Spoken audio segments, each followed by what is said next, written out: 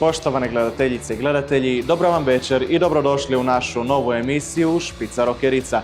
Kroz nju ćemo vas baciti u samo srce zagrebačke underground i urbane scene. Donosimo vam priče sa zagrebačkih pozornica, ulica i klubova gdje glazba nikad ne spava. Zagrebačka underground scena bogata je brojnim bendovima i glazbenicima koji osnažuju alternativnu scenu gradskih ulica. Jedan od bendova koji se posebno ističe je Grey Noise. Ove mlade nade domaćeg heavy metala donose svježinu i energiju na domaću klupsku scenu. Pa Grey Noise je nastao tako da smo svirali kavere 2022. U tom bendu smo bili Vilim, Vjeko i ja i još dva gitarista koja danas ne sviraju s nama. Osvojili smo Hard Place našim kaverima. Ljudi su nam krenuli govoriti da radimo autorske i onda smo stvarno razmišljali o rađenju autorskih i krenuli malo pisat. Do ove neke faze se izmijenilo, to jest sad su dva nova gitarista, jel? I to je zapravo, eto, od 2024. smo ovoj postavi. Pišemo Vjeko, Vilim i ja, nas troje, što nam dosta ljudi kaže da je onako malo old school, čak način pisanja. I sad, od kad su došli Vanja i Viktor, onda svi zajedno odsviramo i onda oni nešto nadodaju gitaristički i tako zapravo nastaju naše pjesme. Kad pišemo pjesme, ja to vidim ko da kuhamo jednu veliku juhu kao band i onda svako doda neki svoj sastojak ili začin unutra i onda se stvori... Može biti juha. To je jedno specijalno jelo. Juha. Čorba možda. Čobanac neki. Neka čorba, ali ne ribilja je... Ne volim ja ribu, na primjer. Čorba. Ribu i paradajza, to ne ide. To definitivno nije u... Znači ko je, a nije... Juha, ali onak neka gusta juha i ajmo reći, gledaj sad ovo. Znači, Vili odluči za početak sastojak koji ćemo biti inspiracija za tu juhu i onda sa Vjekom i Leom napravi juhu općenito i onda ja i Vanja dodamo začine još na kraju. To pitanje kakav je naš zvuk, to zapravo nam je najteže odgovoriti i kad nas ljudi pitaju koji točno žanr sviramo jer ne znamo doslovno definirati točno koji je žanr. Svako ima neke svoje razne influence, pretežito naravno u metalu i svako doda svoj neki dio u to i to sad nastane neki alternativni, valjda moderni metal sa etno prizvukom, evo tako možemo, imamo jednu etno pjesmu da ne bi bilo. Mladi metalci protekle su godine izdali i svoj EP pod nazivom Connect s ukupno 6 pjesama. Čak su nam ljudi rekli da EP ima neki svoj sound, jel? Sad, zbog čega je to, ne znam. Ali EP se sastoji od 5 pjesama i svaka je dosta onako svoja. Rekla bi ima i Ljeljo koji je više etnođir, ima Red River koji je onako malo čak nu metal-ish, 90s, Voodoo Doll.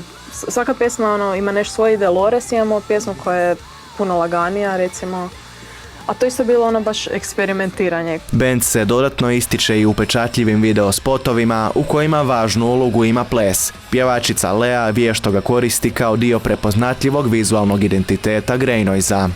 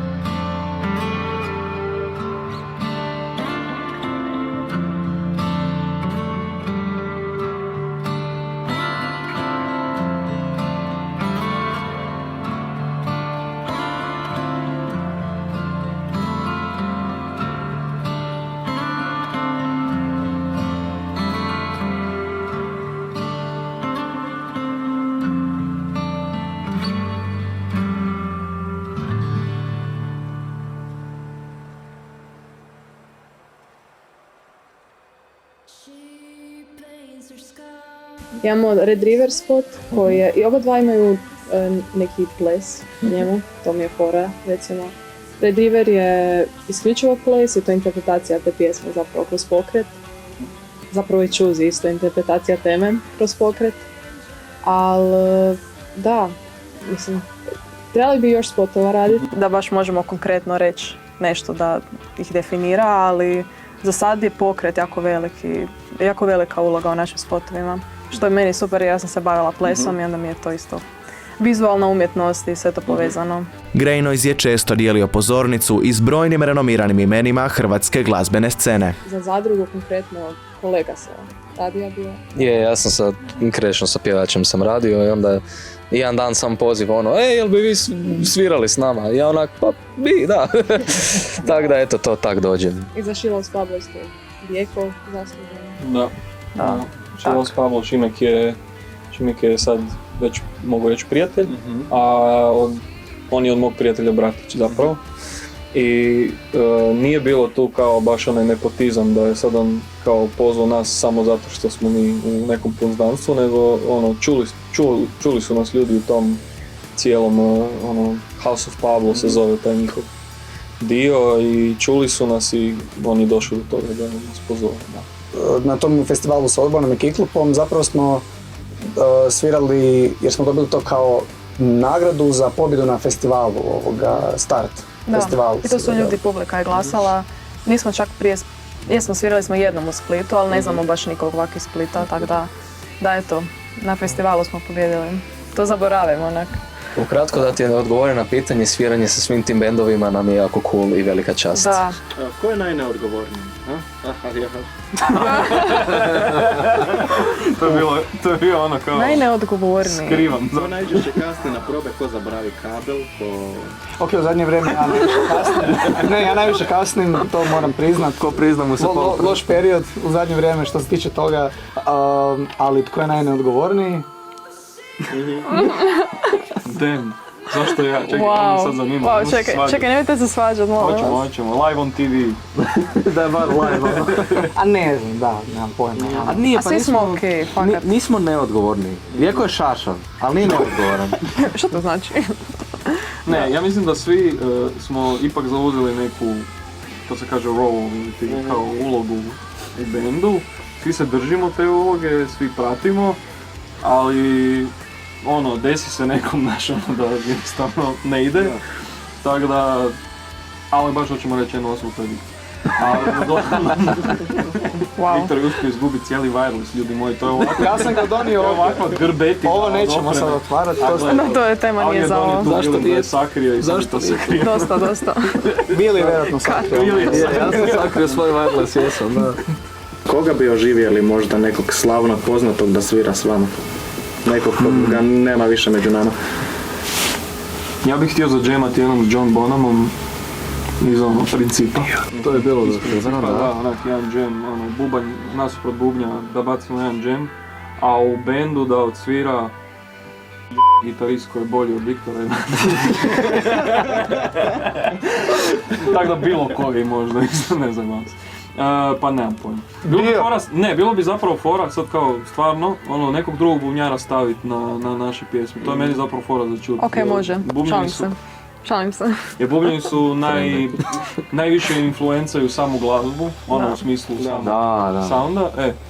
Provjerili smo kako je izgledala i žestoka svirka održana u sklopu Špic festivala u zagrebačkom noćnom klubu Močvara.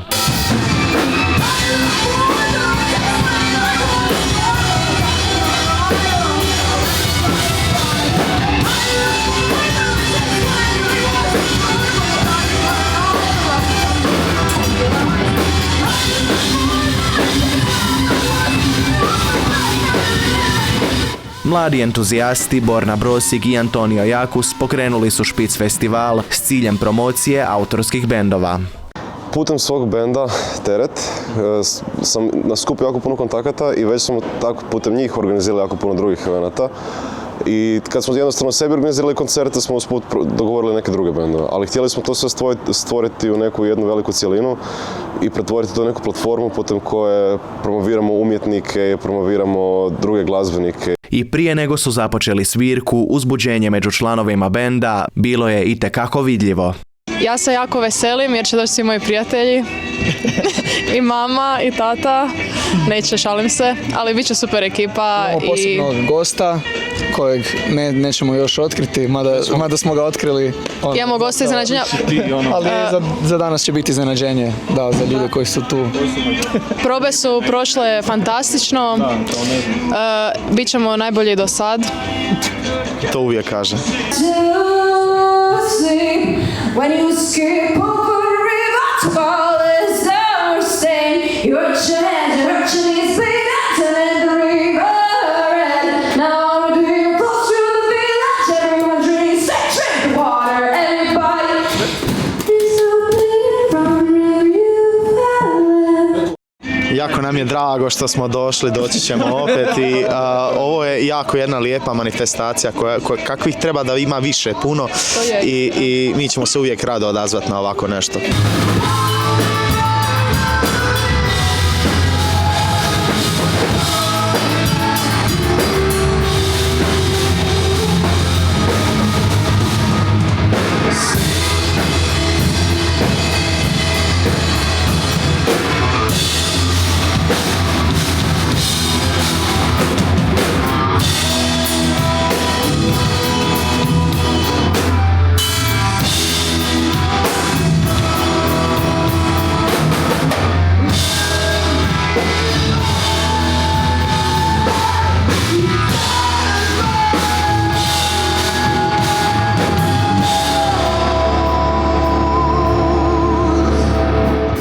Puno opreme, sve smo smanjili na minimum, tako da mi imamo po gitaru i svi ostali pomažemo bubnjaru onda da iznese svoje i to je to. Zapravo cijela oprema su samo bubnjevi. Samo bubnjevi, a ostalo je... Ništa, nemamo. Posudimo, ako ima. Da. Gitare, bas. Ako ne... Ja imam gitaru sa 7 žica, ako pukne jedna samo da rotiram. Moderni bendovi. Da ne moram nositi rezervnu. A u močvari prava eksplozija energije. Atmosfera se mogla osjetiti u svakom kutku kluba. Publika je od prvog trenutka bila potpuno oduševljena koncertom. Energična svirka pobudila je kod fanova pravu glazbenu euforiju.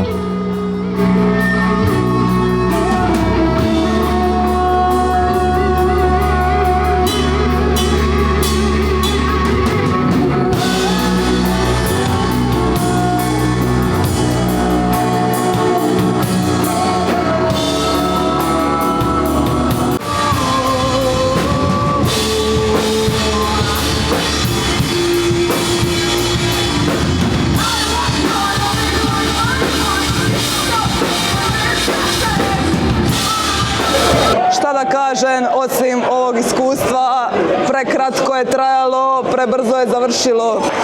Nemam šta drugo reći, stvarno. A kakav je band Grey? Znači, ovaj band je lud band. I svako ko nije čuo uživo ovo, treba doći i poslušati uživo ovo. Jer stvarno baš ono, ima moći ode negdje, znaš. Zašto? Molim? Zašto treba? A jesi ti bija sad ode? Jesam. Pa onda me nemoj to pitati.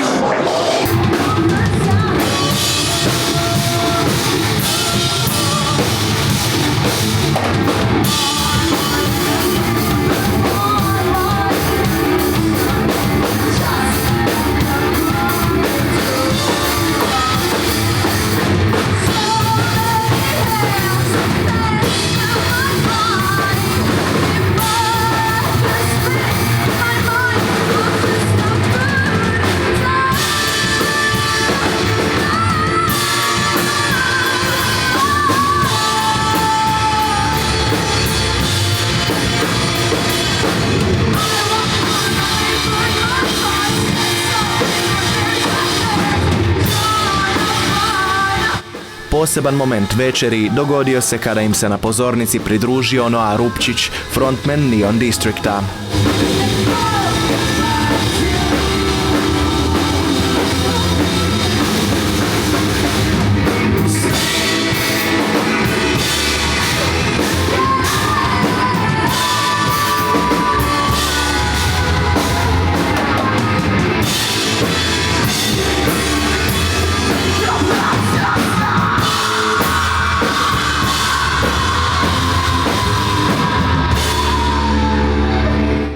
i oni su mi jako dobri prijatelji, usudio bi se reći. Najviše se družim sa ovim bubnjarom Vijekom koji je divni mali dečko, a zbog njega je to jednostavno nekak bilo prirodno jer Lea mi je isto dobra frenica pa mi je jednostavno, Lea, hoćeš tamo pjevati Močvar? I rekao, naravno da hoću, uopće neupitno, morao sam provjeriti kalendar, rekao da pače šta pjevamo, ne znam, smislit ćemo, super, top, idemo. U Noin glazbeni put utkan je i veliki trud i rad, a velik utjecaj na njega ostavila je razna glazba. Ako imaš puno talenta, ne znači da ne možeš raditi. I bitno je raditi svakodnevno na svom instrumentu koji je glas, a u isto vrijeme ga jako paziti. Jer se jako lako neki od najvećih pjevača ikad na ovom svijetu su se zeznuli, morali ići na svakakve operacije, nešto. Ja bih preporučio da se kontaktirate sa nekim ljudima koji znaju šta rade i malo kod njih odete na savjete. Ali u biti ništa, pazite se, puno vježbajte i slušajte puno različite muzike, ne samo jednu. To je moj osobni savjet. Ja sam počeo kao isključivo rocker i puno toga mi je falilo dalje u životu. Sad kad sam počeo se malo širi spektar muzike, mislim da automatski mi je i moj instrument počeo bolje raditi. Ima jedna smiješna situacija kad sam tek počeo pjevat, kad nisam uopće znao kako disat, kako ovo, kako ono. Bila je jedna situacija sa mladim bendom u Puntu što sam svirao, nisam tek počeo pjevat i nisam uopće imao pojma kako disati, tako da sam se išao držati jedan jako dugi ton koji je bio puno iznad mojih tadašnjih sposobnosti. Sagnuo sam se, ustao i pao sa stage-a skup sa svojim klavijaturama na pod. Ima čak i video na Instagramu, koga zanima neko da i pogleda.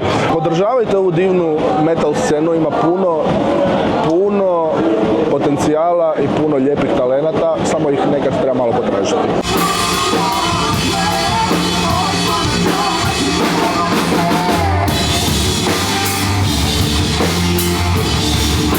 Ostali bendovi također su ostavili dojam. Tako je Extroft iz Valpova osnovan 2020. godine, koji je na pozornicu donio eksplozivnu mješavinu gruva, slađa, grandža i heavy metala.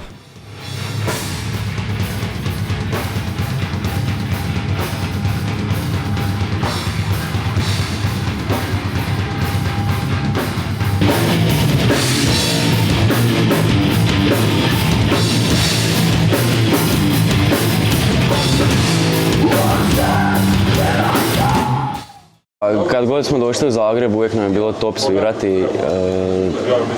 Znači, ne znam, publika je odlična, uživaju u glazbi i znaju zašto su došli ovdje i uvijek dođu pravi ljudi koji znaju prepoznati umjetnost i glazbu. Da. Koliko ti je važan broj pravih ljudi? Pa, iskreno bolje dođe nekoliko pravih ljudi nego više ljudi koji zapravo uopće ne slušaju to, nego je to pozadinska glazba samo.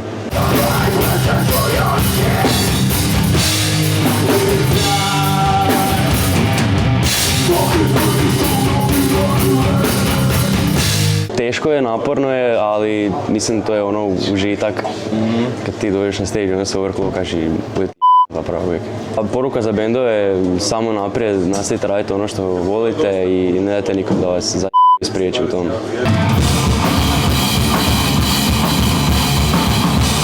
Svojom žestokom svirkom večer je obogatio i band Kill the Fox. Basist je odrasao na čistoj metalčini, ja sam odrasao na Chainsima i Soundgardenu i takvim stvarima, Nirvani, bla bla bla. Naš drugi gitarista koji je relativno friško u bendu, ajmo reći 2-3 godine. Je pak može svirati od hip-hopa do džeza, šta god, ne, tako da smo tu, taman taj raznovrsni input nekak rezultira nekakvom dobrom kombinacijom. Mi samo pokušavamo nekak napisati stvari koje bi sami slušali doma, ajmo tako reći. Članovi Grey Noise-a bili su u jako dobrom raspoloženju nakon svirke, a nakon ovog koncerta pripremaju i novi album. Meni je bilo jako zabavno, imali smo malih tehničkih poteškoća, ali ništa čudno za svirke, tako da sve je prošlo najglađe što je moglo proći u tom smislu. Ljudi su, vidio sam, pjevali, ljudi su ruke dizali, pljeskali i to je jako lijepo za vidjeti. Lijepo je vidjeti da postoji u Zagrebu neka scena, da se ipak neki ljudi okupe, da su došli za nas samo neki ljudi, to je lijepo za vidjeti.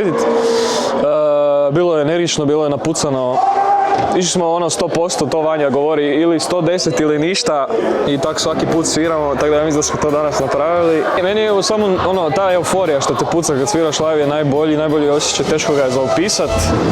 Teško je za opisat kad vidiš svoje frendove oko sebe s kojima sviraš i radiš neku glazbu autorsku, to ljudi slušaju. To je ono, ne možeš opisat, čudno je. Uglavnom, jako je lijep osjećaj. Ako si ko klinac oduvijek htio svirat, onda ti je još ljepši osjećaj. I ako sviraš bubnjene, to ti je najljepši osjećaj, tako da to je to. To dobra je bila atmosfera, dobra publika. Kad dođe dosta naše publike, onda to često onako, onda i mi bolje sviramo, onda publika bolje reagira i tako u krug. U Zagrebu onako dosta ljudi koji dođu već znaju za nas, često znaju naše pjesme, pa onda je to onako, ajmo reći, čini se bolja atmosfera, ali onda s druge strane, kad smo negdje tak dalje, se promoviramo, predstavljamo novoj publici, pa je onda zanimljivo vidjeti reakciju, jel, prvi put publike kad nas vidi, tako da, ono, ajmo reći, svako ima svoje neke benefite, jel. Meni osobno je draže doći na domaći teren jer onda publika zna pjesme, ali kažem, nema smisla stalno svirati doma, tak nećemo, ne znam, nove ljude, nove fanove skupiti. Bilo je jako zabavno, publike je bilo baš puno. Ja sam se super čula, nije bilo tehničkih poteškoća, bar meni. Super. A izbacit ćemo single, svirat. Single i svirat, to je to.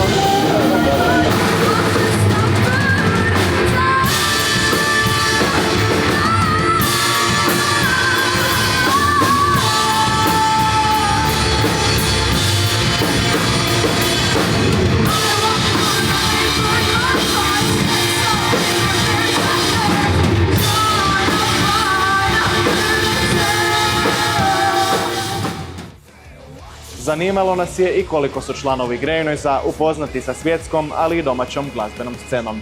Testirali smo ih, a rezultat pogledajte sami. Imaš 20 sekundi da nabrojiš što više metal pjevača, 3, 4, sad. Ronnie James Dio, Tino Jelosić, Ajmane, Flor Jansen, ja sam tako loša o ovome, Lea Magzan, Roni Ratke. Gitaristu benda Viktoru nabrajanje inozemnih metal basista baš i nije pošlo za rukom. Ne znam kako se nijedan zove. Ovo je iz Maidena. Čekaj. Ajde jednog da se sjetim. Cliff, Jason i Robert iz Metallica. Trojica.